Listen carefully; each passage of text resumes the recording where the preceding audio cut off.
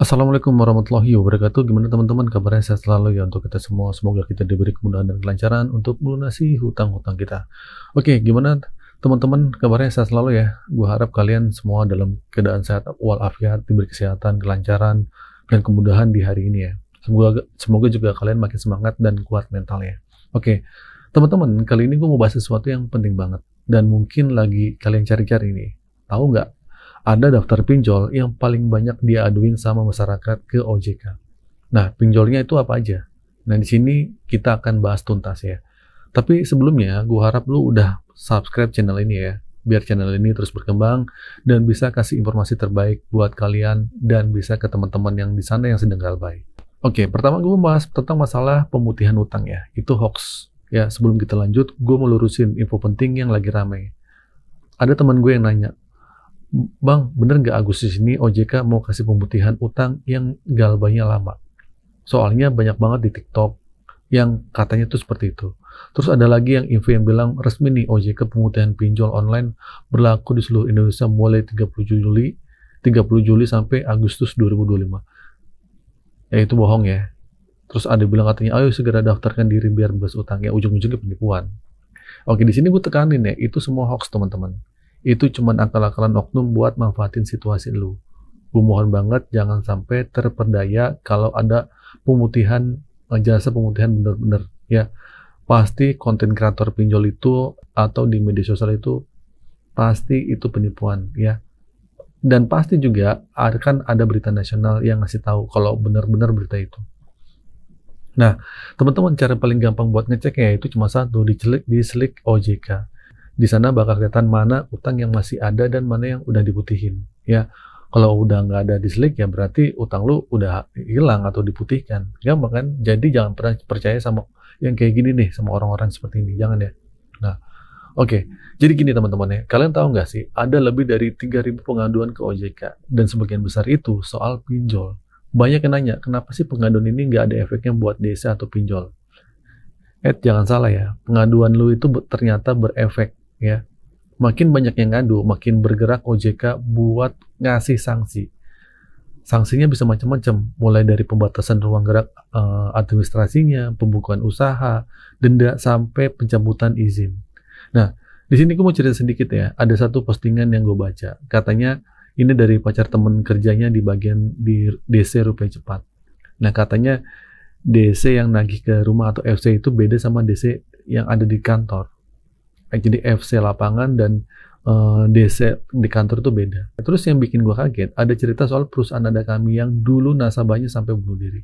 Nah, sekarang semua mantan karyawan desa Ada Kami itu di blacklist sama perusahaan pinjol legal. Ya. Nah, ini jadi salah satu kenapa kalau ada DC yang neror atau ngancam, mereka nggak pernah sebutin nama aplikasinya. Karena kalau ketahuan, terus lu ngadu ke OJK dan nama karyawan itu terungkap, otomatis dia bakal dipecat dan di blacklist dari pinjol manapun. Jadi pengaduan itu tuh penting banget. Nggak cuma yang ngadu ya, tapi itu juga ngasih bukti autentik, tapi juga kasih bukti autentik seperti rekaman, video, atau tangkapan layar WA yang jelas menyebutkan nama aplikasinya.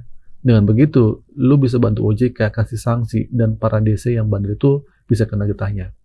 Oke, sekarang kita masuk ke intinya ya, daftar pinjol yang paling banyak diadukan. Nah, ini dia yang kalian tunggu-tunggu. Berdasarkan pengaduan dan cerita-cerita dari teman-teman yang galbay, ini daftar pinjol yang paling banyak diaduin. Pertama, itu Shopee pinjam atau Shopee Paylater. Wah, ini sih pinjol raksasa ya. Kalau neror, gayanya masih lumayan sopan lah ya. Tapi ini mungkin kalian juga sering ngerasain ya, yang galbay di sini. Suka banget keluar kontak darurat. Ya, suka banget neror di kontak yang diisikan pulsa gitu kan. Lu nggak pernah nyantumin kontak darurat itu, tapi tiba-tiba kok bisa orang-orang tahu gitu. Ya mungkin satu dua, walaupun nggak semuanya ya kontak itu disebar ya. Tapi yang penting siap-siapin mental aja kalau galbay di sini. Nah, ini juga bagian dari yang banyak diadukan ke OJK. Terus yang kedua adalah kredit pintar. Dan banyak yang ngeluh soal DC yang kayak pinjol ilegal nih. Bunganya sama administrasinya itu nggak sesuai. Kalau lo ngalamin, screenshot dan laporkan ke OJK. Ingat ya, itu kredit pintar ya.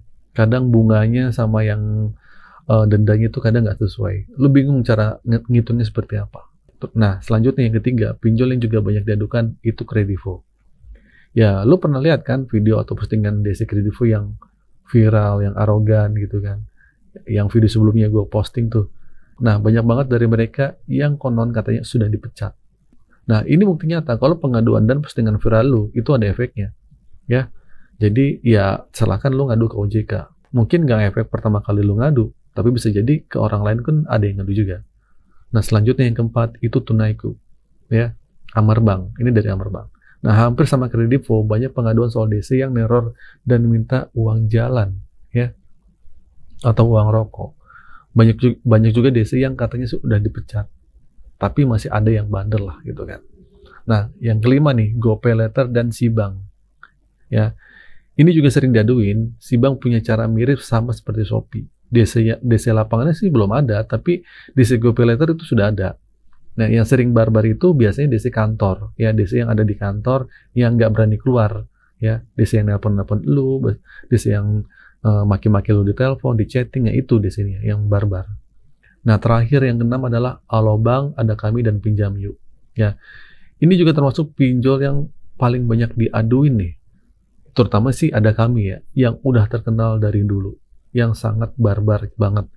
Ya mungkin dulu pernah ada kasus yang pernah orang ngadu ke gue, yang chat langsung ke gue, dia dikirimin foto yang gak layak lah, seperti kayak foto mayat dibacok gitu kan, terus di anak yang mau diculik gitu kan, itu gila banget gitu kan. Nah, segitunya DC bagaimana caranya biar duit lu balik, ya. Nah, terbukti berarti kerjaan DC itu sangat gak enak banget gitu loh. Oke, jadi gini teman-teman ya, kesimpulannya ya, teman-teman, sekarang bukan saatnya lagi kita takut sama DC. Nah, dengan banyaknya pengaduan ini, banyak DC yang udah kehilangan pekerjaan. Kita nggak mau ya mereka kehilangan rezeki, tapi mereka juga harus tahu etika dalam menagih. Ya, semoga juga setelah DC ini kehilangan pekerjaan, dapat pekerjaan yang lebih baik ya, bukan jadi DC lagi. Nah, banyak kok orang yang galbay terus bayar lagi setelah utangnya lama. Bahkan banyak orang yang niatnya mau bayar, tapi gara-gara teror dan dipermalukan sama DC, akhirnya jadi dendam dan jadi malas bayar. Ujung-ujungnya siapa? Pinjol juga yang rugi kan?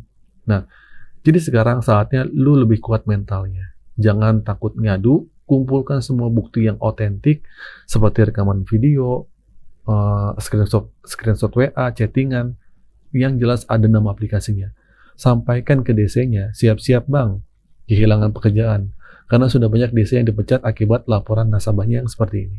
Nah, gue yakin ya kalian semua bakal lebih baik setiap harinya. Oke? Semoga informasi ini jadi semangat buat kalian semua. Sampai sini dulu ya. Kalau lu suka sama video ini, jangan lupa like, share, dan subscribe.